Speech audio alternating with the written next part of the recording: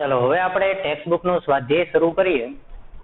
એમાં સૌથી પહેલા ઉદાહરણ નંબર 4.1 ની રકમ તમે પહેલા ધ્યાનથી વાંચો તો જે કન્સેપ્ટ આપણે ભણ્યા કે ભાઈ સમાન ચુંબકીય ક્ષેત્રમાં આપણે એવું સમજાતા કે સમાન ચુંબકીય ક્ષેત્ર B ની અંદર જો I પ્રવાહ ધારિત L લંબાઈનો તાર રાખવામાં આવે તો તેના ઉપર લાગતું બળ F બરાબર કેટલું હોય તો કે I પ્રવાહ ધારિત L લંબાઈના તાર પર લાગતું બળ એ કેટલું હોય IL ક્રોસ B જેટલું। આવું આપણે સાબિત કર્યું। સમાન ચુંબકીય ક્ષેત્રમાં વિદ્યુત પ્રવાહ ધારિત તાર ઉપર બળ લાગશે એ બળ IL ક્રોસ B જેટલું હશે।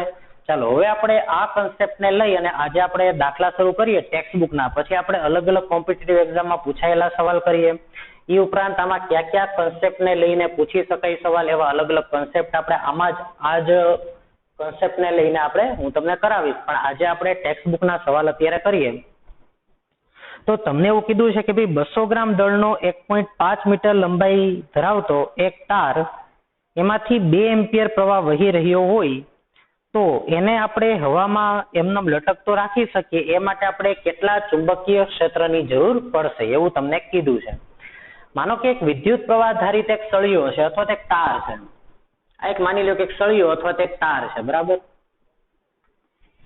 અને આ જે સળિયો કે તાર છે એને મારે હવામાં લટકતો રાખવો છે, આ વિદ્યુત પ્રવાહ ધારિત છે, તેમાંથી પ્રવાહ I વહી રહ્યો છે અને જો મારે એને હવામાં સ્થિર રાખવો હોય, આપણને આકૃતિ આપી દીધી છે કે પ્રવાહ આ રીતે વહી રહ્યો છે, ચુંબકીય ક્ષેત્ર અંદર તરફ એને સમાન ચુંબકીય ક્ષેત્ર લીધું છે, તો વિચારો તો પ્રવાહ આમ વહેતો હોય, ચુંબકીય ક્ષેત્ર અંદર તરફ હોય તો IL ક્રોસ B પ્રમાણે આની ઉપર કઈ બાજુ ચુંબકીય બળ લાગશે? દિશા મેળવો તો આ સળિયા ઉપર અથવા તો તાર ઉપર કઈ બાજુ ચુંબકીય બળ લાગશે એની દિશા કઈ રીતે મળે? IL ક્રોસ B, IL સદિશ તત્કાલીન પ્રવાહની દિશામાં સદિશ, વિદ્યુત પ્રવાહ ખંડ લેવામાં આવે IL સદિશ, વિદ્યુત પ્રવાહ ખંડ સદિશ, તો આની લંબાઈ L છે તો જો તો IL, પણ L ની દિશા આપણે કઈ લેશું તો કે ભાઈ વિદ્યુત પ્રવાહની દિશામાં IL સદિશ આમ, B અંદર તરફ તો કરો તો IL ક્રોસ B, જમણો હાથ કઈ બાજુ રાખશો? IL ની દિશામાં, એને B તરફ ઘુમાવો, અંગૂઠો છે એ બળની દિશા આપશે તો IL આમ છે, B અંદર તરફ છે, જો તો બળ ઉપર તરફ લઈ ગયું, તો આમ ચુંબકીય બળ જે આની ઉપર લાગે છે એ ઉપર તરફ લાગે છે, મેગ્નેટિક ફોર્સ, અને તમને ખબર છે ગુરુત્વાકર્ષણ બળ કઈ બાજુ લાગતું હશે આ સળિયા ઉપર? mg નીચે તરફ। તો જો મારે આ સળિયાને હવામાં લટકતો રાખવું હોય વિદ્યુત પ્રવાહ ધારિત તારને અથવા તો સળિયાને, તો મારે એના ઉપર એટલું ચુંબકીય બળ લગાડવું પડે કે જેથી કરીને એના વજન બળને સમતોલે, અને તેથી અને IL સદિશ આ દિશામાં છે, B અંદર તરફ છે, તો બે વચ્ચેનો ખૂણો 90 ડિગ્રી છે, તો બળનું મૂલ્ય શું થશે? અહીંયા F બરાબર ILB sin થીટા, તો અહીંયા ILB sin 90, કેમ કે IL અને B વચ્ચેનો ખૂણો 90 ડિગ્રી છે, અને તેથી આપણે એવું લખી શકીએ કે ભાઈ હવામાં સળિયો સ્થિર રહે તે માટે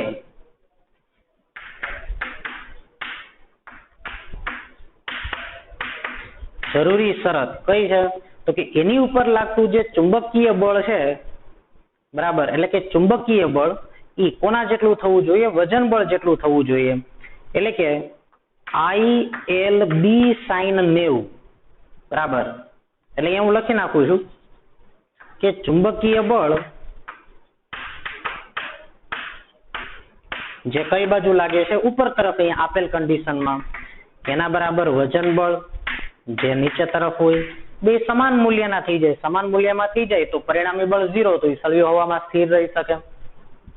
ચુંબકીય બળ IL ક્રોસ B ઉપરથી હું ILB લખી નાખું, એના બરાબર mg લખી નાખું। હવે અહીંયા પ્રવાહ ફિક્સ છે, લંબાઈ ફિક્સ છે, m ફિક્સ છે, g ફિક્સ છે, તો એને કેટલા B રાખવા જોઈએ કે જેથી કરીને આ સળિયો હવામાં સ્થિર રહી શકે? ચુંબકીય ક્ષેત્ર તમને મેળવવાનું કીધું છે તો B બરાબર હું શું લખી શકું? mg/IL। જો તો દળ તમને અહીંયા 200 ગ્રામ આપી દીધું છે અને g ની વેલ્યુ અહીંયા તમને લેવાની કીધી છે 9.8, બરાબર, તો અહીંયા 200 ગ્રામ દળ છે એટલે કે 0.2 કિલોગ્રામ, 200 ગ્રામ દળ એટલે, અને G અહીંયા આપ્યા છે આપણને 9.8, G છેદમાં તારમાંથી વહેતો પ્રવાહ અને તારની લંબાઈ. તો કે 2 એમ્પિયર પ્રવાહ 1.5 લંબાઈ, તો 2 ગુણ્યા 1.5 અને આનું સાદરૂપ આપવાથી આપણને જવાબ મળે છે 0.65 ટેસ્લા. 0.65 ટેસ્લા. તો આવી રીતે વિદ્યુત પ્રવાહધારી સળિયાને એવા મેં ચુંબકીય ક્ષેત્રમાં રાખ્યો 0.65 ટેસ્લા ચુંબકીય ક્ષેત્રમાં. પ્રવાહ આમ છે, ચુંબકીય ક્ષેત્ર અંદર હશે તો જેટલું વજન બળ એટલું જ એના ઉપર ચુંબકીય બળ લાગ્યું IL ક્રોસ B જેટલું, અને તેથી આ સળિયો હવામાં સ્થિર રહી શક્યો. બરાબર. ચલો હવે આપણે કરવું છે ઉદાહરણ નંબર 4.2. એની રકમ વાંચો. ઉદાહરણ નંબર 4.2 ની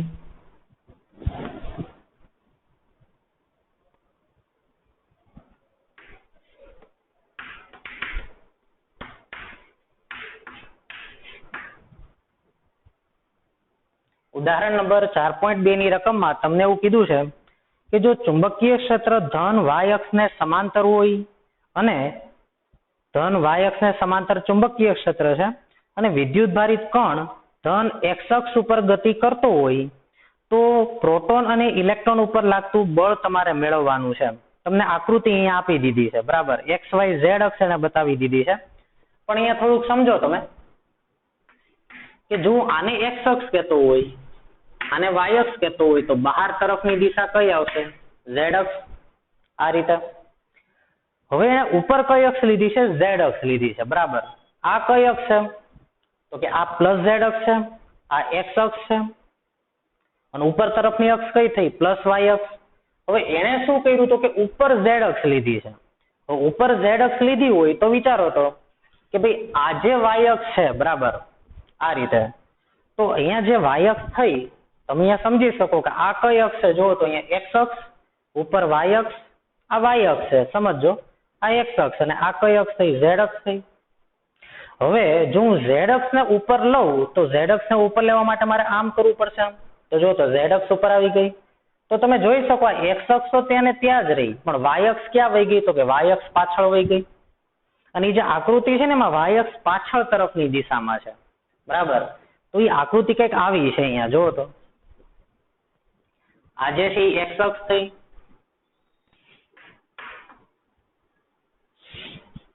આ z અક્ષ થઈ, તો અંદર તરફની જે દિશા છે એ કઈ દિશા થઈ? y અક્ષ. અને આ ચુંબકીય ક્ષેત્ર પણ તમને છે એ y અક્ષની દિશામાં જ આપ્યું છે. y અક્ષને સમાંતર સમાન ચુંબકીય ક્ષેત્ર છે, અને y અક્ષ તો આપણા માટે અંદર તરફ છે, અને તેથી અહીંયા ધન y દિશામાં સમાન ચુંબકીય ક્ષેત્ર છે અનંત વિસ્તારમાં, એવું તમારે વિચારી લેવાનું. અને ઇલેક્ટ્રોન અને પ્રોટોન બે કઈ દિશામાં ગતિ કરે છે? તો કે x અક્ષ ઉપર ગતિ કરે છે, એવું કીધું છે તમને. કે તો ઇલેક્ટ્રોન અને પ્રોટોન બે જો x અક્ષ ઉપર જ ગતિ કરતા હોય તો એની ઉપર લાગતું બળ કઈ દિશામાં લાગશે? અહીંયા માત્ર ચુંબકીય ક્ષેત્ર છે, વિદ્યુત ક્ષેત્ર 0 છે. અહીંયા વિદ્યુત ક્ષેત્ર છે જ નહીં, ચુંબકીય ક્ષેત્ર જ છે. તો અહીંયા ઇલેક્ટ્રોન ને પ્રોટોન બે ઉપર છે એ કઈ દિશામાં બળ લાગશે? ઇલેક્ટ્રોન અને પ્રોટોન ઉપર. હવે ઇલેક્ટ્રોન ને પ્રોટોન ની કોઈ વિદ્યુત પ્રવાહધારી તાર નથી, તો વિદ્યુત ભાર છે. તો વિદ્યુત ભાર ઉપર લાગતું ચુંબકીય બળનું સૂત્ર શું હતું આપણી પાસે? F બરાબર શું હતું? QV cross B. QV cross B. તો પહેલા હું પ્રોટોન માટે વાત કરું. તો જો હું પ્રોટોન માટે વાત કરું, બરાબર, તો માની લો કે પ્રોટોન આમ ગતિ કરે છે ધન x અક્ષની દિશામાં. ચુંબકીય ક્ષેત્ર ક્યાં છે? અંદર તરફ. તો કરો તો V ક્રોસ B. પ્રોટોનનો વેગ આમ છે, ચુંબકીય ક્ષેત્ર અંદર તરફ છે, તો V ક્રોસ B કરો તો V ક્રોસ B. બોલો, બળ ઉપર લઈ ગયું. ક્રોસ ગુણાકાર આ જ રીતે કરવાના છે, મેં તમને સમજાવ્યું છે. અને મેં તમને એવું કીધું હતું કે જો તમને ક્રોસ ગુણાકાર આ રીતે નહીં આવડે તો ચેપ્ટરમાં આગળ ખબર પડશે નહીં. તો જો તો વેગ આમ છે, તો V તરફ આંગળીઓ રાખો. હવે ઈ આંગળીઓને B ચુંબકીય ક્ષેત્ર અંદર તરફ છે, તો એને અંદર તરફ ઘુમાવો. અંગૂઠો છે તમને પરિણામી સદિશ આપે, તો પરિણામી સદિશ ઉપર તરફ, પણ V ક્રોસ B નો પરિણામી સદિશ એટલે F, તો બળ ઉપર લઈ ગયું. તો પ્રોટોન ઉપર બળ ઉપર લાગશે. બરાબર. તો અહીંયા હું લખી નાખું તો ઉપર તરફ એટલે કઈ દિશામાં? ધન z દિશામાં. તો પ્રોટોન ઉપર તરફ બળ લાગશે, પ્લસ z દિશામાં બળ લાગ્યું. હવે એ જ રીતે ઇલેક્ટ્રોન પણ એ જ દિશામાં ગતિ કરે છે, પણ ઇલેક્ટ્રોનનો વિદ્યુત ભાર તો માઇનસ હોય, અને માઇનસ સાઇન અંદર આપી દો તો માઇનસ સાઇન અંદર આપી દઉં. બરાબર. તો ઇલેક્ટ્રોન માટે હું શું લખી શકું? તો કે માઇનસ સાઇન મેં અંદર આપી દીધી, તો શું થયું? બી ક્રોસ વી. તો ઇલેક્ટ્રોન માટેનું બળ શોધવું હોય તો બી ક્રોસ વી, એટલે કે ઓલા કરતા ઉલટી દિશામાં લાગશે, બરાબર? એ તમને ખબર છે, પણ તોય આપણે જોઈએ બી ક્રોસ વી. તો બોલો બી અંદર તરફ, વેગ આમ છે, ઇલેક્ટ્રોન આમ જ ગતિ કરે છે, તો બી અંદર તરફ, વી આમ છે, તો વી તરફ આંગળીઓ ઘુમાવો, તો અંગૂઠો નીચે તરફ, તો કઈ દિશામાં બળ લાગ્યું? નીચે તરફ. તો ઇલેક્ટ્રોન માટે કઈ બાજુ બળ લાગશે? તો અહીંયા હું લખું છું, જો તો અહીંયા પ્રોટોન માટે લખ્યું, અહીંયા ઇલેક્ટ્રોન માટે લખી નાખું છું, બરાબર છે? તો ઇલેક્ટ્રોન માટે નીચે તરફ ઋણ ઝેડ દિશામાં આ રીતે બળ લાગશે.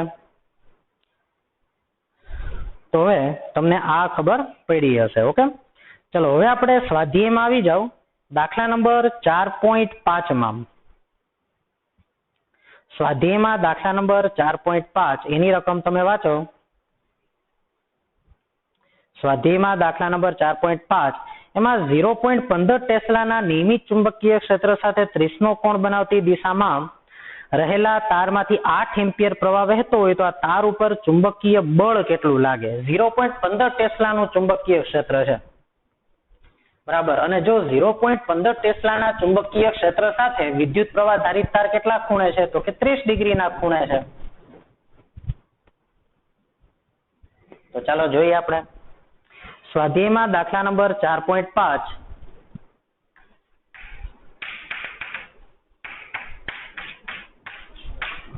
હવે હું ચુંબકીય ક્ષેત્રને કોઈ એક ડાયરેક્શનમાં લઉં, બરાબર? તો માનો કે ચુંબકીય ક્ષેત્ર આ ડાયરેક્શનમાં છે, આ ડાયરેક્શનમાં બી. સમાન ચુંબકીય ક્ષેત્ર માની લ્યો આ રીતે, બરાબર? આ ચુંબકીય ક્ષેત્ર. હવે ચુંબકીય ક્ષેત્રની દિશા સાથે માની લો કે એક તાર છે આ રીતે, અને આ હું એક સદિશ જ દોરું છું, તાર નથી દોરતો, એનો હું વિદ્યુત પ્રવાહ ખંડ સદિશ દોરું છું, IL. અને જે IL જે વિદ્યુત પ્રવાહ ખંડ સદિશ છે, એટલે કે તાર છે, એ તારમાંથી વહેતા પ્રવાહની દિશા એ જ વિદ્યુત પ્રવાહ ખંડની દિશા થશે. તો એ વિદ્યુત પ્રવાહ ખંડ સદિશ છે એ ચુંબકીય ક્ષેત્ર સાથે કેટલો ખૂણો બનાવે છે? તો કે 30 ડિગ્રીનો એંગલ બનાવ્યો એવું એને કીધું છે.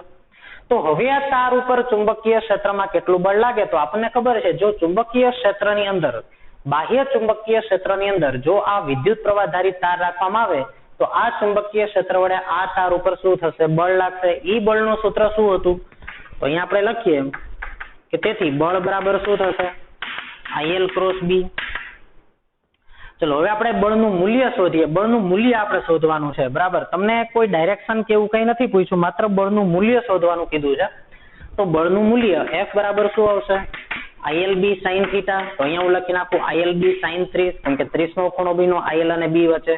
હવે અહીંયા બધો ડેટા આપણે લખી નાખીએ તો 0.15 ટેસ્લાનું ચુંબકીય ક્ષેત્ર છે અને 8 એમ્પિયર પ્રવાહ વહે છે, બરાબર? 8 એમ્પિયર પ્રવાહ વહે છે, 0.15 ટેસ્લાનું ચુંબકીય ક્ષેત્ર છે. તારની લંબાઈ તમને આપી હશે, તો અહીંયા તમને તારની લંબાઈ નથી આપી, બરાબર?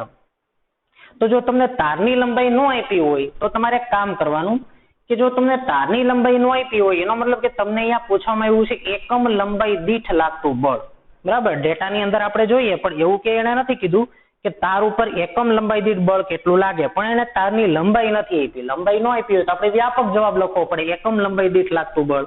તો જો L ને મારે છેદમાં લઈ લેવા પડે, એટલે કે એકમ લંબાઈ દીઠ લાગતું બળ, એટલે અહીંયા L અહીંયા આવી આવ્યા. I ની કિંમત 8, B ની કિંમત 0.15 અને sin 30 એટલે કેટલા આવી ગયા? 1/2. અને તેથી કેટલો આન્સર આવશે? જો તો અહીંયા જો તમે એનું સાદરૂપ આપી દો તો તમને આન્સર મળી જશે 0. કેટલો આન્સર મળશે? sin 30 એટલે 0.6 ન્યૂટન પર મીટર, બરાબર? અહીંયા જો તો 2 તો 4, તો 15 ચોકું 60, બરાબર? એટલે 0.6 ન્યૂટન પર મીટર. આ રીતે આપણને અહીંયા જવાબ મળશે 0.6 ન્યૂટન પર મીટર, કારણ કે આપણે એકમ લંબાઈ દીઠ લાગતું બળ મેળવ્યું છે, બરાબર? હવે આપણે 0.6 ન્યૂટન પર મીટર સ્વાધ્યાયમાં દાખલા નંબર 4.5. એની પછી આપણે આગળ દાખલો કરીએ સ્વાધ્યાયમાં દાખલા નંબર 4.21મો દાખલો. સ્વાધ્યાયમાં દાખલા નંબર 4.21 એની રકમ તમે ધ્યાનથી 2 વાર વાંચો.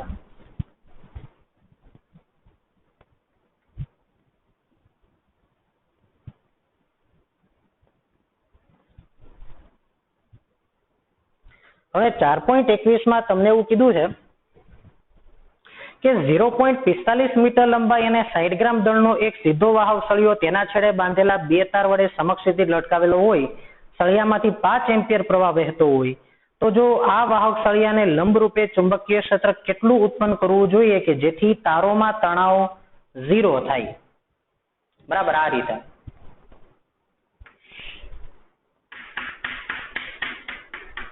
માની લો કે અહીંયાથી તાર છે, એને એક સળિયો છે ને બે તાર વડે લટકાવ્યો છે. માની લો કે આ સળિયો છે,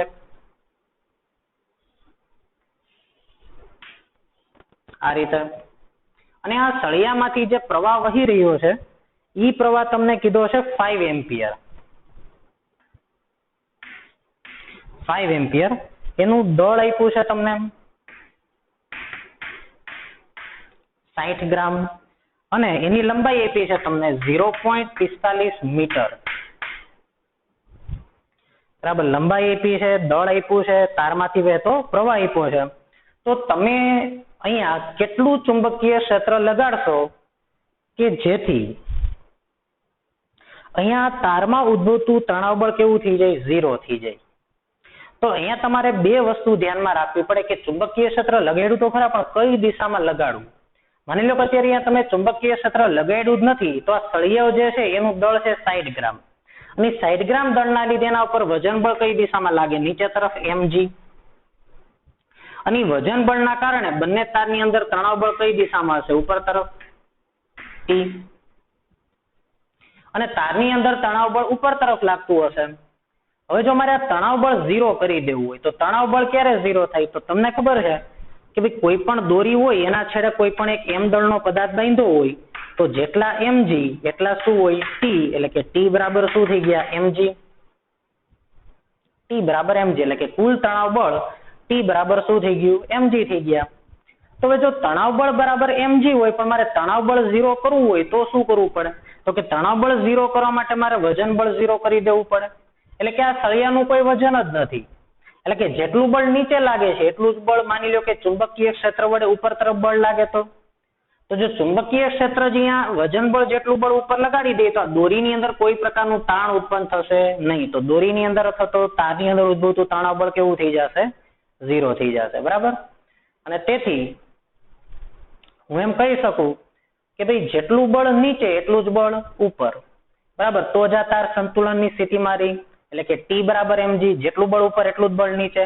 પરંતુ માની લો કે અહીંયા આ બળ જે છે F, બરાબર, એ જ જો mg એક માની લો કે અહીંયા ઉપર તરફ, માની લો કે અહીંયા ઉપર તરફ જો ચુંબકીય બળ જેટલું લાગી ગયું કે જે mg ને સમતોલે છે તો તારની અંદર કોઈ તણાવ બળ ઉત્પન્ન થશે નહીં. તો તણાવ બળ 0 કરવા માટેની જરૂરી શરત શું છે? તો કે જેટલું બળ ઉપર એટલું જ બળ નીચે, જેથી કરીને તારને કોઈ આનું વજન ઉપાડવું પડશે નહીં. તારને આનું વજન નહીં ઉપાડવું પડે તો તારની અંદર કોઈ તણાવ બળ ઉત્પન્ન થશે નહીં. અને તેથી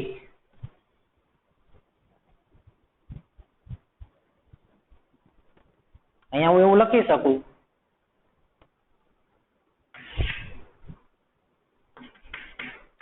કે તારમાં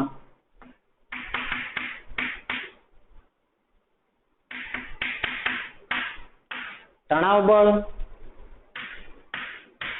0 થવા માટે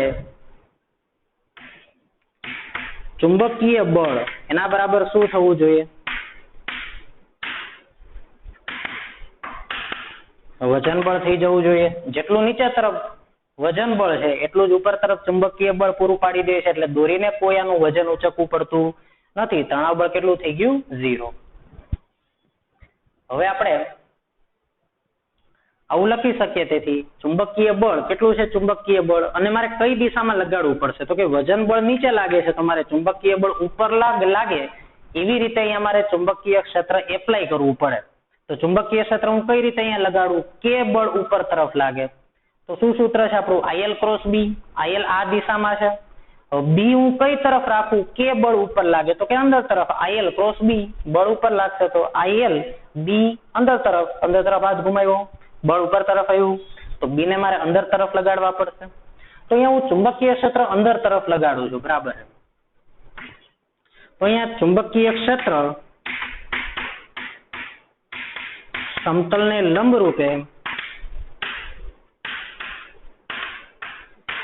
અંદર તરફ લાગુ પાડતા, બરાબર, તેથી અહીંયા હું લખી શકું હવે બળ કેટલું લાગશે, ILB sin લેવું એટલે ILB is equal to mg,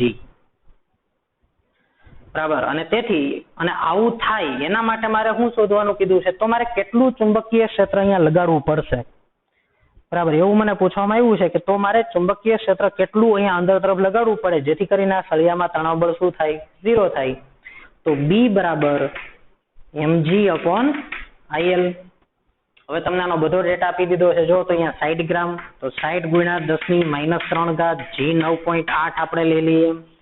તારમાંથી વહેતો પ્રવાહ 5 એમ્પિયર છે અને આ તારની લંબાઈ 0.45 અને આનું સાદરૂપ આવે છે 0.27 ટેસ્લા. 0.27 ટેસ્લા આટલું અહીંયા ચુંબકીય ક્ષેત્ર આપણે લગાડવું પડશે. પછીની રકમ વાંચો કે જો ચુંબકીય ક્ષેત્ર એમ જ રહેવા દઈએ અને વિદ્યુત પ્રવાહની દિશા ઉલટાવી નાખીએ તો જો વિદ્યુત પ્રવાહની દિશા ઉલટાવી નાખીએ એટલે કે વિદ્યુત પ્રવાહ આમ જતો હતો એની બદલે આમ જાય તો હવે ચુંબકીય ક્ષેત્ર એમને રહેવા દેવાનું અંદર તરફ, પણ પ્રવાહની દિશા આપણે ઉલટાવી નાખીએ. જો પ્રવાહની દિશા ઉલટાવી નાખીએ તો શું થાય, તો જો તો પેલા પ્રવાહ આમ જતો તો હવે પ્રવાહ આમ જાય છે. ચુંબકીય ક્ષેત્ર અંદર તરફ તો કરો તો IL ક્રોસ B, તો આ બળ નીચે લઈ ગયું, ચુંબકીય બળ એ નીચે લઈ ગયું ને વજન બળ એ નીચે જ લઈ ગયું ને ચુંબકીય બળ પાછું કેટલું છે તો કે વજન બળ જેટલું, એટલે કે વજન બળ જેટલું બળ તો હતું જ અને પાછું આટલું જ બળ ILB છે ઈ પાછા નીચે જ લઈ ગયા. તો હવે દોરીની અંદર તણાવ બળ કેટલું લાગશે, તો કે દોરીની અંદર ઉદ્ભવતું તણાવ બળ છે ઈ 2 વાર mg જેટલું થઈ ગયું, એટલે કે ILB પ્લસ mg. ખ્યાલ આવ્યો તમને? કેમ કે પેલા તો શું હતું, જેટલા F એટલા જ mg છે, F બરાબર mg છે, બે બળ સમાન છે પણ વિરુદ્ધ દિશામાં છે.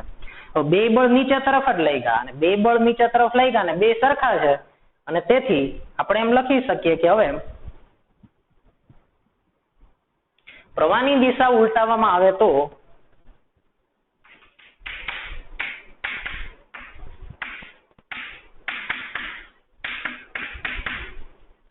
પ્રવાહની દિશા ઉલટાવવાથી બંને બળ નીચે તરફ લાગશે. બંને બળ એટલે ક્યાં, ચુંબકીય બળ અને વજન બળ.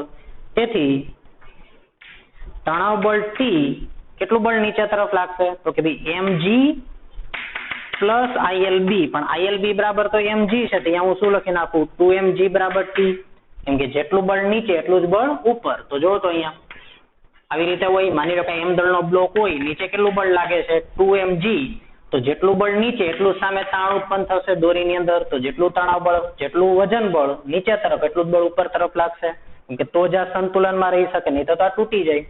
તો આમ T બરાબર 2mg, બરાબર. આ કન્સેપ્ટ તમને ખબર હશે તણાવ બળનો.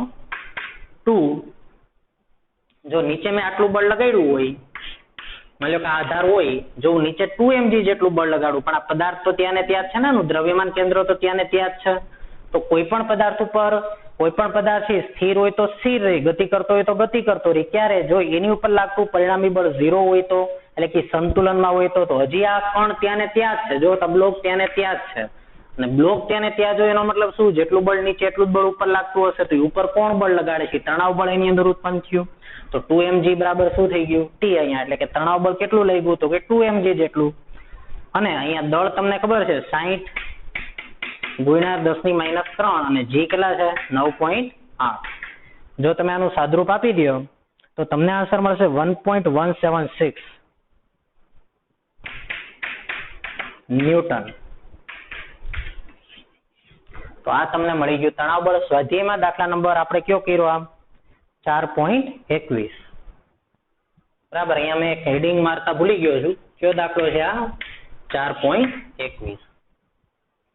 ચાલો હવે આપણે આગળ વધીએ. તો હવે આપણે કરવો છે સ્વાધ્યાયમાં દાખલા નંબર 4.23. તો 4.23 ની રકમ તમે 2 વાર ધ્યાનથી વાંચો.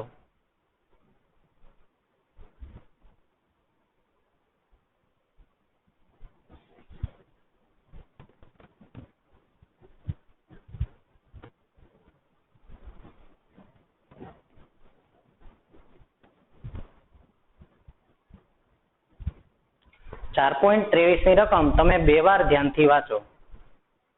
સ્વાધ્યાયમાં દાખલા નંબર 4.23.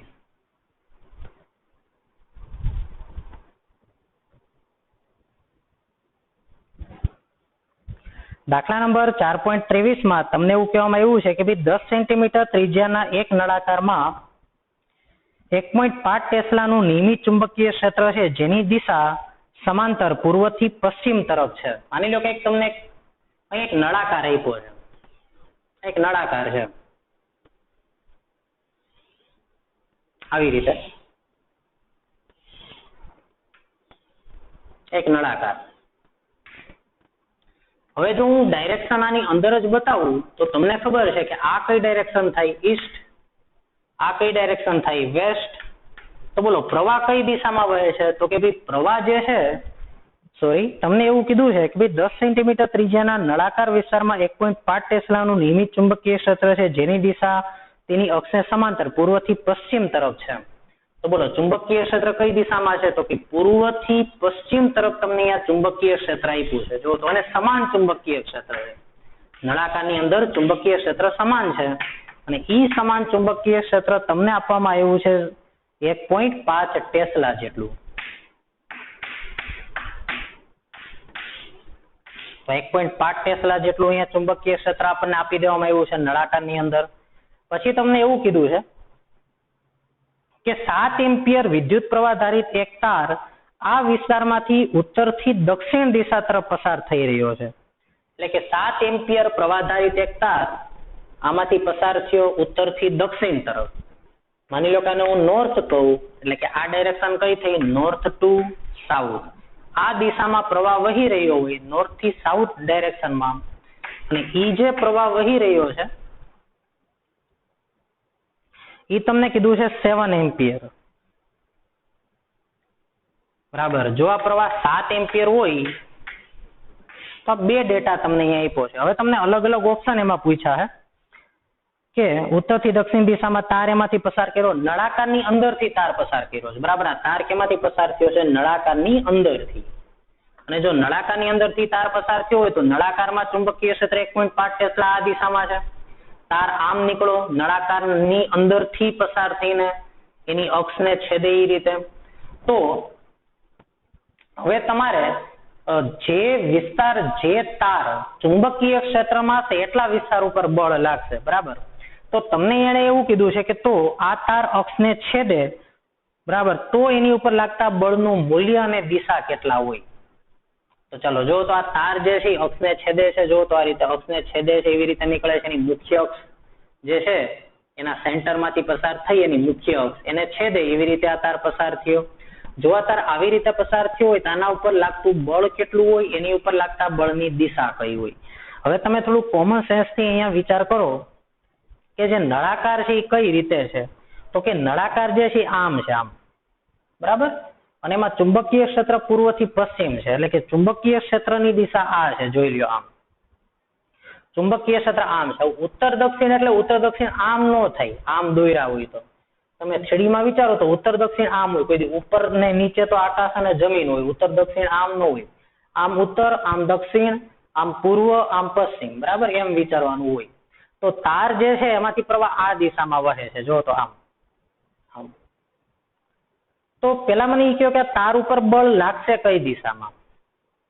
પેલા બળની દિશા કયો મને. તાર ઉપર બળ કઈ દિશામાં લાગે વિચારો તો. ચુંબકીય ક્ષેત્રની દિશા આ થઈ, એટલે કે એક સદિશ આમ છે, આ આયલ સદિશ, નહીં સોરી, આ ચુંબકીય ક્ષેત્ર સદિશ, અને તાર આ દિશામાં છે. જો તો ઉત્તર થી દક્ષિણ તરફની દિશામાં પ્રવાહ વહી રહ્યો છે. એટલે કે માત્ર દિશા વિચારો કે ભાઈ આની દિશા આમ છે ને ચુંબકીય ક્ષેત્ર આમ છે. એટલે કે આ સદિશ આયલ છે ને આ સદિશ કયો છે? બી. તો કરો તો આયલ ક્રોસ બી. આયલ ક્રોસ બી એટલે આયલ, આ બી. તો આયલ તરફ મેં હાથ આંક્યો, હાથ લંબાયો, બી તરફ એને હું ઘુમાવું. જો તો બી, આયલ ક્રોસ બી. ઘણા એમ કે સર આમ નો ઘુમાવી શકાય આમ. તો આ જો તો આ કેટલો એંગલ થયો? 270 ડિગ્રી. આ 90 ડિગ્રી. નાનો ખૂણો હોય ને એ બાજુ આમ હાથ ઘુમાવવાનો હોય. આમ હાથ નો ઘુમાવવાનો, ઊંધો આમ હોય. જો તો આયલ ક્રોસ બી. તો બોલો બળ ક્યાં લઈ ગયું? નીચે તરફ લઈ ગયું. તો આ તાર ઉપર જે છે ઈ ચુંબકીય ક્ષેત્ર આમ છે અને વિદ્યુત પ્રવાહ ધારિત તાર એમાંથી પસાર થાય, એટલે કે આમ પસાર નથી થતો, એ આમ પસાર થાય છે ઉત્તર દક્ષિણ દિશામાં. તો એની ઉપર કઈ બાજુ બળ લાગ્યું? નીચે તરફ. બરાબર. આ એક નળાકાર છે, એમાંથી આર પાર એક તાર પસાર થયો અંદરથી, તો એની ઉપર નીચે તરફ બળ લાગશે, નીચે તરફની દિશામાં. બરાબર. પછી એટલે આપણે પેલા હું તમને દિશા સમજાવી દઉં. બરાબર. પછી આપણે દરેક વખતે ડાયરેક્શનની ચર્ચા નહીં કરીએ. એની પછીનો ઓપ્શન વાંચો, જો એમાં શું કીધું કે આ તારને ઉત્તર દક્ષિણની જગ્યાએ ઉત્તર પૂર્વ અને દક્ષિણ પશ્ચિમ દિશામાં ફેરવવામાં આવે તો? બરાબર. એટલે કે ઉત્તર પૂર્વ અને દક્ષિણ પશ્ચિમ. એટલે કે જો આ તારને મેં આમ પાસ કર્યો હોય તો આમ, આ રીતે. એની પછીનો ઓપ્શન છે, એટલે આપણે એમાં ચર્ચા કરશું. પણ અહીંયા સમજો, આમ પાસ કર્યો હોય તો હવે એની ઉપર કઈ દિશામાં બળ લાગે? એટલે કે એવું કહેવા માંગે છે કે જો તો આ કઈ દિશા થઈ? પૂર્વ પશ્ચિમ. આ કઈ દિશા થઈ? તો કે ઉત્તર દક્ષિણ. ઉત્તર અને દક્ષિણ. બરાબર છે. તો હવે જે તાર છે, તાર એને તમે વિચારો કે મેં એને આમ ન રાખતા આમ રાખ્યો છે, આમ આમ. બરાબર. આ કઈ દિશા થઈ? આ ચુંબકીય ક્ષેત્રની. અને તારને મેં આ દિશામાં રાખ્યો છે, આમ પસાર કર્યો છે. એટલે આ દિશાથી નહીં, માત્ર હું વિદ્યુત પ્રવાહ ખંડ સદિશની દિશા બતાવું છું ખાલી. કેમ પસાર કર્યો છે એની પછી આપણે ચર્ચા કરશું. માત્ર સદિશ આરે મતલબ છે. તો નોર્થ ઈસ્ટ અને સાઉથ વેસ્ટ. બરાબર. નોર્થ ઈસ્ટ અને સાઉથ વેસ્ટ એટલે કે આ રીતે પસાર થયો. આ રીતે પસાર થયો એટલે કે આમ ન રાખતા આમ રાખ્યો છે, આમ. એટલે કે પ્રવાહ આમ વહે છે, આમ. અને ચુંબકીય ક્ષેત્ર તો આમનું આમ જ છે. ફરીવાર કરો તો આઈએલ ક્રોસ બી. જો તો આ બેનું સમતલ તો આ જ બેનું સમતલને લંબ રૂપે હોય. કરો તો આ આઈએલ સદિશ છે, આ બી સદિશ છે. આઈએલ ક્રોસ બી, તો હજી બળ નીચે જ લાગશે. તો આમ દરેકે દરેક કેસમાંથી તાર ઉપર લાગતું બળ કઈ દિશામાં લાગશે? નીચે તરફ લાગશે. આ તમારે પહેલી વાત મગજમાં રાખવાની છે. બરાબર. બળ કઈ બાજુ લાગશે? નીચે તરફ લાગશે. ત્રણેય કેસમાં એને જો બળની દિશા શોધવાની કીધી, તો બળની દિશા તમારે ત્રણેય કેસમાં શું લખવાનું? અહીંયા જે બળ લાગશે શિરોલંબ નીચે તરફ, શિરોલંબ નીચે તરફ બળ લાગશે, એ તમારે લખી નાખવાનું. બરાબર. એ આપણે પેલા સમજી લીધું. હવે આપણે એના મૂલ્યની ચર્ચા કરીએ કે કેસ નંબર 1 કે જો તાર જે છે ઉત્તરથી દક્ષિણ દિશામાં પસાર થતો હોય તેની ઉપર કેટલું બળ લાગે? તો જેટલો ભાગ ચુંબકીય ક્ષેત્રમાં છે એની ઉપર બળ લાગશે. અને એક સદિશ આમ છે અને આ આમ છે, બે વચ્ચેનો એંગલ કેટલો થયો? 90 ડિગ્રી થયો. તો અહીંયા હું લખી નાખું પેલો કેસ, F બરાબર IL ક્રોસ B. પરંતુ અહીંયા તમને ખબર છે IL is perpendicular to B, તો થીટા બરાબર કેટલા થયા? 90 ડિગ્રી. તો બળનું મૂલ્ય શું લખી શકું? ILB. પ્રવાહ તમને આપ્યો છે, જો તો કેટલો આપ્યો છે? 7 એમ્પિયર. બોલો તારની લંબાઈ, જે ભાગ આમાંથી પસાર થયો એટલા જ ભાગ ઉપર બળ લાગશે. બોલો આની લંબાઈ કેટલી થઈ? તો કે એની ત્રિજ્યાના 2 ગણા, એટલે કે એનો વ્યાસ. તો એ તમને જે નળાકાર આપ્યો છે 10 સેન્ટીમીટર ત્રિજ્યાનો નળાકાર છે. અને 10 સેન્ટીમીટર ત્રિજ્યાનો નળાકાર હોય તો એનો વ્યાસ કેટલો થશે? 20 સેન્ટીમીટર એનો વ્યાસ થશે. અને 20 સેન્ટીમીટર જો એનો વ્યાસ થાય તો એને હું શું લખી નાખું? 0.2 મીટર. શું લખી નાખું એને હું? 0.2 મીટર. બરાબર. તો અહીંયા L બરાબર હું લખી નાખું 0.2, કેમ કે આ 10 સેન્ટીમીટર છે.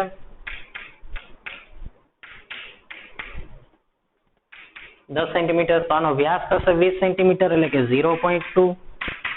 અને ચુંબકીય ક્ષેત્ર, તો ચુંબકીય ક્ષેત્ર તમને 1.5 ટેસ્લા આપ્યું છે આ રીતે.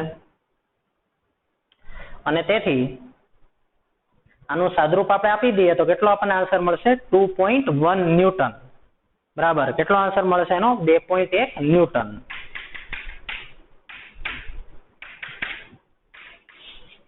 તો અહીંયા બળ મળી ગયો આપણને 2.1 ન્યૂટન. ઓકે. ચલો હવે આપણે આગળનો ઓપ્શન જોઈએ. શું એને પૂછ્યું હોય કે એને એવું કીધું કે હવે જો હું તારને આ રીતે પસાર કરું તો આમ નોર્થ ઈસ્ટ અને સાઉથ વેસ્ટ, એટલે કે એક્ઝેક્ટ વચ્ચોવચ એમ આ રીતે. એટલે કે એક નળાકાર હોય આ રીતે, એક નળાકાર હોય, આમ નળાકાર વિચારો તો એ નળાકારમાં સીધે સીધો તાર પસાર નથી કરવાનો, આમ ક્રોસ નાખવાનો આમ. બરાબર. તેથી આમાંથી વધારે તારની લંબાઈ પસાર થઈ શકશે. જો તો હવે મેં તારને આ રીતે પસાર કર્યો છે અને નોર્થ ઈસ્ટ અને સાઉથ વેસ્ટ એટલે કે એક્ઝેક્ટલી વચ્ચોવચ, એટલે કે આ એંગલ 45 ડિગ્રી થયા. અને આ એંગલ 45 ડિગ્રી હોય તો હવે મારે એ શોધવું છે કે હવે આ તાર ઉપર કેટલું બળ લાગશે.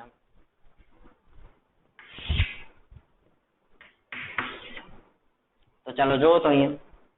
તો મારે આ તારની લંબાઈ શોધવી છે, તો આ અડધી લંબાઈ શોધી લઉં એટલે મને પૂરેપૂરી લંબાઈ મળી જાય. એના 2 ગણા કરું તો બોલો તો આ લંબાઈ કેટલી થઈ? ત્રિજ્યા જેટલી. એને હું R કહી દઉં. જો આ આર હોય, આ sin 45 હોય, તો બોલો આ કર્ણ બનશે. તો બોલો તો sin 45 બરાબર શું આવશે? તો કે સામેની બાજુ ભાગ્યા શું થશે? કર્ણ. તો કર્ણનું માપ શું થશે? અહીંયા r ના છેદમાં sin 45, sin 45 1/√2. તો અહીંયા આવી ગયા √2. તો બોલો તો તારની લંબાઈ l બરાબર શું આવશે? એના 2 ગણા, કેમ કે આ તો આપણે અડધી લંબાઈ મળી, આપણે તો પૂરેપૂરી લંબાઈ શોધવાની છે.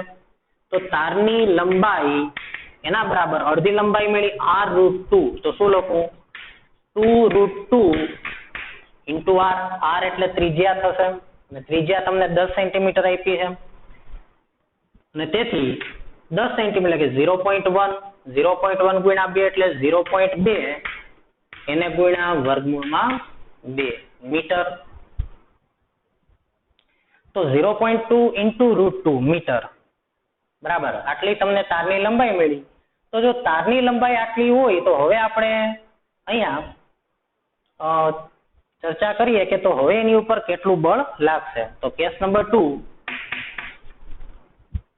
કે તેથી બળ F બરાબર શું થશે? IL cross B. તો કે ILB sin થીટા, ILB, અને બોલો અહીંયા કેટલો ખૂણો છે? 45 ડિગ્રી. કેમ કે ચુંબકીય ક્ષેત્ર આ દિશામાં છે અને વિદ્યુત પ્રવાહ ખંડ આ દિશામાં એને રાખ્યો છે, તારને આ દિશામાં પસાર કર્યો છે. આ રીતે આમ નથી કર્યો, આમ હતો તો 90 હતો પેલા કેસમાં, હવે આમ 45 ડિગ્રી. તો IL અને B વચ્ચેનો ખૂણો 45 ડિગ્રી છે. તો ILB sin 45 બળનું મૂલ્ય, અને દિશા તો તમારે અહીંયા લખી જ નાખવાની, કારણ દિશા કઈ છે? શિરોલંબ નીચે તરફ. અહીંયા લખી નાખજો શિરોલંબ નીચે તરફ. ત્રીજા ઓપ્શનમાં શિરોલંબ નીચે તરફ. હાલો બોલો I કેટલા અહીંયા આપ્યા છે તમને? જો તો 7. બોલો તો લંબાઈ શું અહીંયા તમે લઈ આવ્યા? 0.2 into √2. B કેટલા અહીંયા? તો કે B તમને આપ્યા છે 1.5 ટેસ્લા. sin 45 1/√2. જો તો √2 કેન્સલ. અગાઉ જેવું જ આવી ગયું. તો એનો આન્સર શું આવ્યો? 2.1 ન્યૂટન. એ જ આન્સર આવશે. ને અહીંયા લખવાની તમારે દિશા, કે એની દિશા શિરોલંબ નીચે તરફ. Case number 3. કેસ નંબર 3 ની અંદર તમને જે કીધું છે એ હું તમને થોડુંક સમજાવું અહીંયા. માનો કે તમે આ જે નળાકાર છે, આ જે તમે અહીંયા નળાકાર છે એ આ રીતે છે, નળાકાર આમ આ રીતે આ સમતલમાં અહીંયા જે આમ નળાકાર રાખ્યો છે, એને જો તમે આમ અહીંયાથી જુઓ આમ, તો તમને એનો આડછેદ દેખાશે. અને એનો જે આડછેદ દેખાય, બોલો તો પેલો કેસ, એમાં તમે ઉત્તરથી દક્ષિણ દિશામાં એક તાર પસાર કર્યો છો, એની અક્ષને છેદે એમ. તો એ તમે અહીંયાથી જુઓ, અહીંયાથી, તો એ તમને કઈ રીતે દેખાશે? આ નળાકાર છે બરાબર, એનો આડછેદ દેખાય. તમે અહીંયાથી જુઓ, અહીંયા ઉભા રહીને અહીંયા, તો તમને એનો આડછેદ દેખાશે. અને એની અંદરથી એક તાર પસાર થતો હશે, એટલે એ તાર આવી રીતે પસાર થતો હશે એવું દેખાય તમને. જોવાનો આડછેદ દોરું તો, એટલે હું અહીંયા અત્યારે અહીંયા ઉભો છું બરાબર, એવું વિચારો. અહીંયા અને અહીંયા ઉભો હોય તો ઉત્તરથી દક્ષિણ દિશામાં નળાકારની અંદરથી પસાર થતો તાર એ મને કઈ રીતે દેખાશે? બોલો તો આ રીતે પસાર થતો દેખા એની અંદરથી. તો ત્રીજા ઓપ્શનમાં શું કીધું છે ખબર તમને? હવે કે ત્રીજા ઓપ્શનમાં તમને એવું કીધું છે કે ઉત્તરથી દક્ષિણ દિશામાં, એટલે કે પેલો કેસ, આ જે પેલો કેસ છે એ ઉત્તરથી દક્ષિણ દિશામાં તમે જે તાર પસાર કર્યો હતો બરાબર, એની બદલે હવે એ તારને શું કરવાનું? અક્ષથી 6 સેન્ટીમીટર જેટલો નીચે લાવી દો. તો હવે એની ઉપર લાગતું ચુંબકીય બળ કેટલું હશે? એટલે કે આ જે તાર અહીંયાથી પસાર કર્યો હતો, તમે આમ અહીંયાથી જોવો છો તો આમ પસાર કર્યો તો એની અક્ષને છેદે એમ, એ તાર વચ્ચોવચ્ચથી પસાર નથી કરવાનો અક્ષને છેદે એમ, એની બદલે નીચેથી પસાર કરવાનો. એટલે કે અહીંયા જે આ નળાકાર છે આમ બરાબર, તો અહીંયા વચ્ચોવચ્ચથી તમારે તાર પસાર નથી કરવાનો, પણ અહીંયાથી પસાર કરવાનો છે આમ. એટલે કે અહીંયાથી 6 સેન્ટીમીટર નીચે વહી આવવાનું આમ. એટલે જો તેની હું આકૃતિ દોરું અહીંયા માત્ર આડછેદ બતાવીને, તમને સમજાણું હશે મેં તમને શું કીધું કે ભાઈ નળાકાર આમ છે, આમ આમ એક નળાકાર છે. બોલો એની વચ્ચોવચ્ચ જે પસાર થઈને નળાકારની અક્ષ કહેવાય, એની અક્ષને છેદે એવી રીતે ઉત્તરથી દક્ષિણ દિશામાં તાર પસાર થયો છે. એટલે હું એનો આડછેદ વિચારું, આમ આડછેદ, તો બોલો આ રીતે પ્રવાહ પસાર થયો હશે. હવે જે તાર આમાંથી આમ પસાર થયો એ તારને મારે આમ નીચે ઉતારવાનો, એટલે કે આડછેદમાં અહીંયાથી નહીં કરવાનો, અહીંયાથી પસાર કરો, 6 સેન્ટીમીટર નીચે લઈ લ્યો, કેમ કે આ અંતર તો ટોટલ 10 સેન્ટીમીટર છે એની ત્રિજ્યા. તો હું આ તારને અહીંયાથી પસાર ન કરતા 6 સેન્ટીમીટર નીચે લઈ લઉં છું. જો તો 6 સેન્ટીમીટર નીચેથી પસાર કર્યો આવી રીતે, અહીં બળ તો નીચે તરફ જ લાગશે. આ 6 સેન્ટીમીટર નીચે મેં તાર ઉતારી લીધો, એમાંથી પ્રવાહ તો એટલો જ વહે છે. બોલો આને ત્રિજ્યા કહી શકીએ આપણે, આને ત્રિજ્યા. જો તો કેન્દ્રથી પરિઘનું અંતર, ત્રિજ્યા તો તમને 10 જ આપી છે, 10 સેન્ટીમીટર. તો બોલો આ લંબાઈ કેટલી થશે? જો તો કાટકોણ ત્રિકોણ બન્યો પાયથાગોરસ. અને પાયથાગોરસ હોય તો તમને યાદ હશે આ રીતે, આ 5 હોય, આ 3 હોય, જો આ 4 હોય, તો બોલો આને હજી તમે મલ્ટીપલમાં કરતા જાઓ તો 2 વડે ગુણો તો આ 6 બને, આ 8 બને, આ 10 બને. એટલે કે આ 10 હોય તો આ કેટલા હોય? આ 6 ને આ 4 8 હોય. પછી તો કે આ 9 બને તો આ કેટલા બને? 12 બનશે. અને આ કેટલા બનશે? 15. આને 4 વડે ગુણો તો આ 12 બનશે. તો આને 4 વડે ગુણો તો આ 16 બનશે. તો આને તમે 4 વડે ગુણો તો અહીંયા 20 બનશે. તો જો તો કાટકોણ ત્રિકોણ છે ને 3 4 5 નો ત્રિકોણ છે. આને 2 વડે ગુણ્યા જો તો અહીંયા 6 બીના, આને 2 વડે ગુણ્યા તો 10 બીના, તો આ કેટલા? 4 ની બદલે અહીંયા 8 સેન્ટીમીટર થશે. આને મેળવવું હોય તો મેળવી શકાય, બરાબર, એ તો તમને આવડે જ છે મેળવતા. તો અહીંયા 8 સેન્ટીમીટર થયા. તો બોલો તો ટોટલ લંબાઈ કેટલી થઈ? આટલું 8 સેન્ટીમીટર. તો ટોટલ લંબાઈ 16 સેન્ટીમીટર તમને મળી ગઈ, બરાબર. જો અહીંયાથી પસાર કર્યો તો અક્ષમાંથી તો 20 સેન્ટીમીટર, નીચેથી પસાર કર્યો તો હવે કેટલો તારામાંથી પસાર થશે? 16 સેન્ટીમીટર લંબાઈનો તાર પસાર થયો. હવે એની ઉપર કેટલું બળ લાગશે?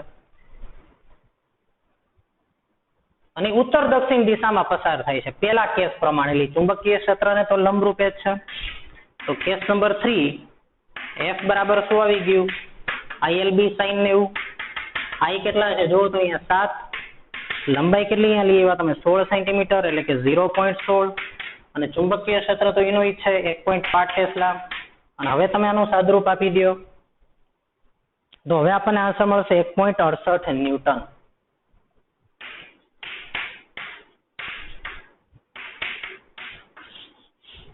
અહીંયા આપણને આન્સર મળી ગયો 1.68 ન્યૂટન, બરાબર. અને હવે આપણે લેવો છે સ્વાધ્યાયમાં દાખલા નંબર 4.26. સ્વાધ્યાયમાં દાખલા નંબર 4.26 ની રકમ હવે તમે વાંચો.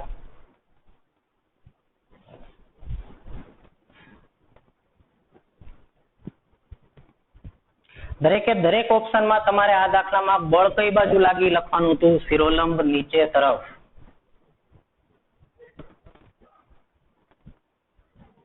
ચાલો જો હવે સ્વાધ્યાયમાં દાખલા નંબર 4.26 ની રકમ વાંચો.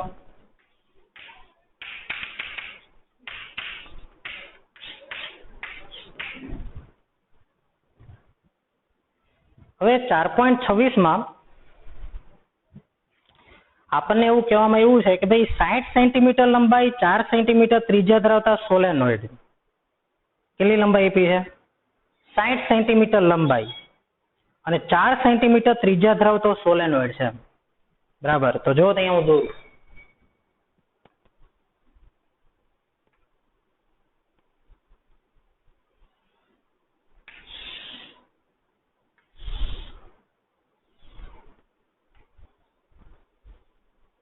આ રીતે આ સોલેનોઇડ ની લંબાઈ આપણને આપી છે 60 સેન્ટીમીટર.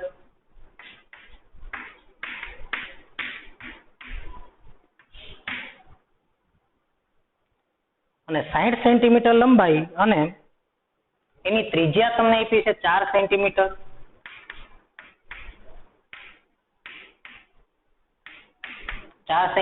ત્રિજ્યા આપી છે આ નળાકારની સોલેનોઇડની, બરાબર. તો આવા સોલેનોઇડની અંદર ધ્યાનથી સમજજો તમે આની રકમ કે એમાં 300 આટા હોય તેવા 3 લેયર છે. એટલે કે 300 નું એક લેયર, પાછું એની ઉપર બીજું 300 નું લેયર, એની ઉપર ત્રીજું 300 નું લેયર, એવા 3 લેયર છે, બરાબર. એટલે કે આની અંદર જો 300 આટા હોય, પાછા 3 લેયર, એટલે આટા 900 થશે, બરાબર, કુલ આટા. કેમ કે 3 લેયર થી આવો દાખલો આપણે અગાઉ કર્યો હતો સોલેનોઇડ ની અંદર. એવા 3 લેયર છે અને એની અંદર 2.5 ગ્રામ દળ અને 2 સેન્ટીમીટર લંબાઈનો એક તાર સોલેનોઇડમાં અક્ષને લંબ રૂપે રહેલો છે. અક્ષને લંબ રૂપે રહેલો છે, બરાબર. તો આ તાર અને સોલેનોઇડની અક્ષ બંને સમક્ષથી સમતલમાં હોય તો આ તારના અક્ષને સમાંતર 2 છેડા વચ્ચે બાહ્ય બેટરી જોડી અને એમાંથી 6 એમ્પિયરનો પ્રવાહ વહે છે. તો સોલેનોઇડના આટામાંથી કેટલા મૂલ્યોના પ્રવાહ વહન થવો જોઈએ કે જેથી તે તારના વજનને સમતોલે? હવે તમને અહીંયા રકમ પેલા તમે 2-3 વાર વાંચીને રકમ ક્લિયર કરો એને શું કીધું છે. તો તમને ખબર પડે. હું જ્યારે તમને રકમ સમજાવી દઉં પછી તમારે પાછી આની રકમ વાંચવી પડશે, બરાબર? પછી તમે આ દાખલો સમજજો. સ્ક્રીન વચ્ચે પોઝ કરી દેજો. જો માની લો કે આ સોલેનોઇડ માંથી પ્રવાહ વહેતો હોય તેનું ચુંબકીય ક્ષેત્ર ગમે દિશામાં ધારી લો. માની લો કે એનું ચુંબકીય ક્ષેત્ર આ રીતે છે, બરાબર? માની લો કે આનું ચુંબકીય ક્ષેત્ર આ રીતે છે. કેમ કે તમને ખબર છે ચુંબકીય ક્ષેત્ર તેનું આ રીતે અથવા તો આ રીતે હશે. માની લો કે આ રીતે છે અને એની અક્ષને છેદે એવી રીતે આ રીતે ચુંબકીય ક્ષેત્ર છે બી. હવે સમાન અને અતિ લાંબો સોલેનોઇડ છે. અતિ લાંબો એટલા માટે કે એની લંબાઈ 60 સેન્ટીમીટર, ત્રિજ્યા 4 સેન્ટીમીટર છે, બરાબર? અને એમાં મેં તાર જે છે આવી રીતે લંબ રૂપે રાખી દીધો છે. હવે તમારા તારને કેમ સમજવો પડશે? તો કે આ રીતે. માની લો કે તમે અહીંયાથી ઊભા જુઓ છો આડછેદ ને, તો આમ થયું. તો જો તો એનો આડછેદ અને આ એની અક્ષ આ કેન્દ્રમાંથી પસાર થતી હશે, તો તારને મેં આમ રાખ્યો છે. એક તાર છે આ રીતે, બરાબર? અને માની લો કે તમે અહીંયાથી જોયું તો ચુંબકીય ક્ષેત્ર બહાર તરફ આવે છે. તો માની લો કે અહીંયા ચુંબકીય ક્ષેત્ર બહાર તરફ, અને ચુંબકીય ક્ષેત્ર બહાર તરફ હોય તો કરો તો IL ક્રોસ બી. વજન બળને સમતોલવા છે. વજન બળ નીચે તો આપણે બળ ઉપર લગાડવું છે. તો IL ક્રોસ બી, તો IL ક્રોસ બી ની દિશા ઉપર મળવી જોઈએ આપણને. તો બી કઈ બાજુ છે? બહાર તરફ છે. તો બળ મારે કઈ બાજુ લગાડવું છે? ઉપર તરફ બળ મેળવવું છે. તો IL અને બી તો આમ થયું, બરાબર? તો એક કામ કરીએ, પ્રવાહને હું આમ પસાર કરું, આ રીતે આમ. પ્રવાહ તો ગમે એ દિશામાં પસાર કરી શકીએ, આપણે જ પસાર કરવાનો. જો તો IL ક્રોસ બી, તો પ્રવાહ આ રીતે હું પસાર કરું આમાંથી, આ રીતે, બરાબર? એટલે કે આ રીતે પ્રવાહ પસાર કરું અને ચુંબકીય ક્ષેત્ર જો તો અહીંયાથી મેં જોયું તો બહાર તરફ છે. તો આવી રીતે જે તમે તાર અહીંયા રાખ્યો છે વચ્ચોવચ્ચ, એ જો અહીંયા ચુંબકીય ક્ષેત્ર ન હોય ને તારમાંથી પ્રવાહ ન હોય તો બોલો તારનો કટકો નીચે પડી જાય. પણ આપણે આને નીચે નથી પડવા દેવો. નીચે નથી પડવા દેવો તો જેટલું વજન બળ એટલું જ ક્યુ બળ લગાડવું પડે આપણે, ચુંબકીય બળ ILB. અને બીજી વાત કે જે તાર છે, તાર એને તમે જોઈ શકો ચુંબકીય ક્ષેત્ર લંબ રૂપે છે, કારણ કે તાર મેં આમ રાખ્યો છે અને ચુંબકીય ક્ષેત્ર આમ આવે છે. જો તો તમે અહીંયા મોઢું રાખીને જોવો તો IL એટલે કે વિદ્યુત પ્રવાહ ખંડ અને ચુંબકીય ક્ષેત્ર એકબીજા હારે કેટલો ખૂણો બનાવે છે? 90 ડિગ્રી. એટલે F બરાબર ILB sin 90. અને તેથી મારે અહીંયા કેટલું સોલેનોઇડમાંથી હું કેટલો પ્રવાહ પસાર કરું સોલેનોઇડના દરેક આટામાંથી, કે જેથી કરીને મને અહીંયા ચુંબકીય ક્ષેત્ર એટલું મળશે બી, કે જેથી કરીને છે આ જેટલું વજન, આનું વજન બળ છે તારનું, એટલું જ ઉપર તરફ ચુંબકીય બળ લાગે. આપણી રકમ છે. ફરીવાર સમજો તો શું છે? તો કે આ તારમાંથી પ્રવાહ વહે છે, બરાબર? આ તાર એટલે કે આ તાર, એમાંથી પ્રવાહ વહે છે. 3D માં તમારે વિચારવું પડશે. આ તારમાંથી પ્રવાહ વહે છે ને આ ચુંબકીય ક્ષેત્ર કોનું છે? સોલેનોઇડનું. સોલેનોઇડના ચુંબકીય ક્ષેત્રની અંદર તાર રાખ્યો છે. તો ચુંબકીય ક્ષેત્રની અંદર જો વિદ્યુત પ્રવાહ ધારિત તાર રાખો તેની ઉપર બળ લાગે. અને બળ કઈ બાજુ લાગશે? તો કે ભાઈ ઈ બળ થી વજન બળને સમતોલ એટલું આપણે બળ લગાડવું છે. તો mg નીચે તરફ, તો મારે બળ ઉપર તરફ લગાડવું